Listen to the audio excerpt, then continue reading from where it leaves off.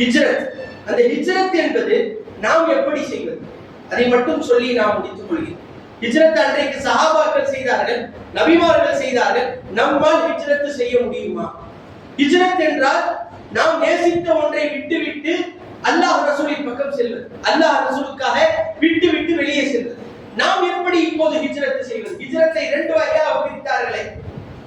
நஃப்ஸை விடுவது இன்றைக்கு நாம செய்யணும்னு சொல்றோம்.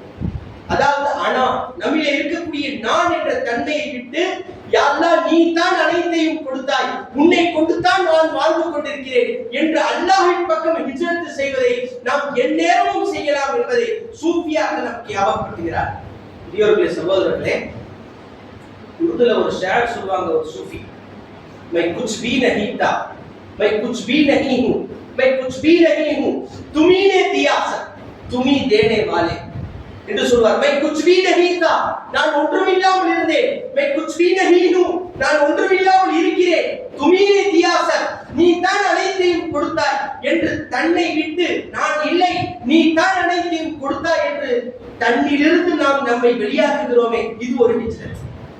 இது நாம இப்பயே செய்யலாம். உதாரணத்துக்கு ஒரு பெரிய ஒரு நாள் குர்ஆன் ஓதி முடிச்சிட்டாங்க, நான் ஓதுனேன். எத்தனை நாள் குர்ஆன் ஓதியாச்சு? 3 நாள்ல நான் குர்ஆன் ஓதிட்டேன். குர்ஆன் பெருமை இல்ல, அல்லாஹ் ரப்புல் இஸ்ஸத் என்னை ஓத வைத்தான். இப்போ நான் பேசுகிறேன், நான் பேசினேன், நான் என்ற அந்த மிதப்பு எடுத்தல் என்று சொன்னால் அல்லாஹ்வுக்கு அது பிடிக்க. நான் என்ற அந்த வார்த்தை அல்லாஹ்வுக்கு பிடிக்காத வார்த்தை. அல்லாஹ் சொல்கிறான், அந்த நானை விட்டு நீ என் பக்கம் ஓடி வா. இது ஒரு ஹிஜ்ரத்தாக இருக்கிறது. சூஃபியாக்கள் இறையான பாட்டையில் நடை போடக்கூடிய ஆன்மீக பெரியவர்கள் சொல்லக்கூடிய ஒரு மிகப்பெரிய ஒரு கருத்தாக இருக்கிறது இந்த ஹிஜ்ரத். இந்த ஹிஜ்ரத்தை நாம் ஒவ்வொரு அடியார்களும் செய்தோம் என்று சொன்னால், அல்லாஹ் தஆலா அந்த ஹிஜ்ரத்தை செய்தால் என்ன கூலியை கொடுத்தான்? விஸ்தீர்ணமான வாழ்வை கொடுத்தான், சந்தோஷமான வாழ்வை கொடுத்தான். அதே வாழ்வு, அதைவிட பலவிதமான வாழ்வை அல்லாஹ் தஆலா கொடுப்பதற்கு தயாராக இருக்கிறார்.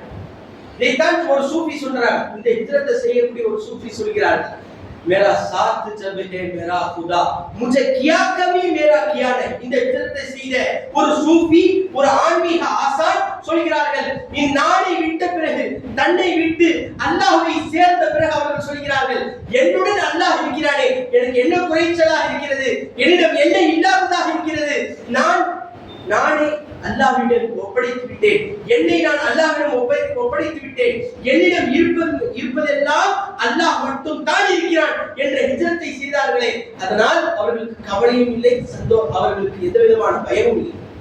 அல்லாஹ் குர்ஆனில் குறிப்பிட்டு காட்டுகிறார், அலா இன் அவுலியா அல்லாஹி லா ஹவுஃபுன் அலைஹிம் வலா ஹும் யஹ்சனூன்.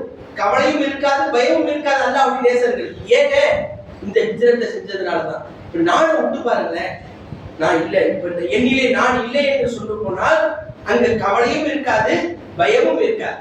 பெரியோர்களே, சகோதரர்களை, இதை இன்னும் நாம் அறிய வேண்டும் என்று சொன்னால் நாம் இதை அனுபவிக்க வேண்டும். இதை அல்லாஹ் ரசூல் சொல்லி காட்டுகிறார்கள். ரசூலுல்லாஹி ஸல்லல்லாஹு அலைஹி வஸல்லம் சொல்கிறார்கள், ஹதீஸிலே வருகிறது, மன் அஸர்ரஹு ஐ யன்துர இலா மையித்தின் முத்தஹர்ரிகின் ஃபல்யன்துர் இலா அபூபக்கர். யாருக்காவது அசையக்கூடிய மையத்தை பார்க்கணும்னு ஆசை இருந்துச்சுன்னா அபூபக்கரை பாருங்கடா. ஹதீஸ்ல அசையக்கூடிய மையத்தை பார்த்திருக்கீங்களா? நீங்க அசையக்கூடிய மையத்து, பேசக்கூடிய மையத்து, நடக்கக்கூடிய மையத்து, பார்க்கக்கூடிய மையத்து, கேட்கக்கூடிய மையத்து, பார்ப்பதற்கு ஆசை இருந்தால் அபூபக்கரை பாருங்கள் என்று சொன்னார்கள் ஹஜ்ரத் ரசூலுல்லாஹி ஸல்லல்லாஹு அலைஹி வஸல்லம். அது என்ன மையத்து? பேசுது, பார்க்குது, கேட்குது, நடக்குது, அசையுது. அப்படிப்பட்ட மையத்தை நீங்க பார்க்கணுமா? அபூபக்கரை பார்க்கணும்ட்டாங்க. அது என்ன மையத்து தெரியுமா? அனாவை விட்டு அல்லாஹ்வுடன் சேர்ந்தது.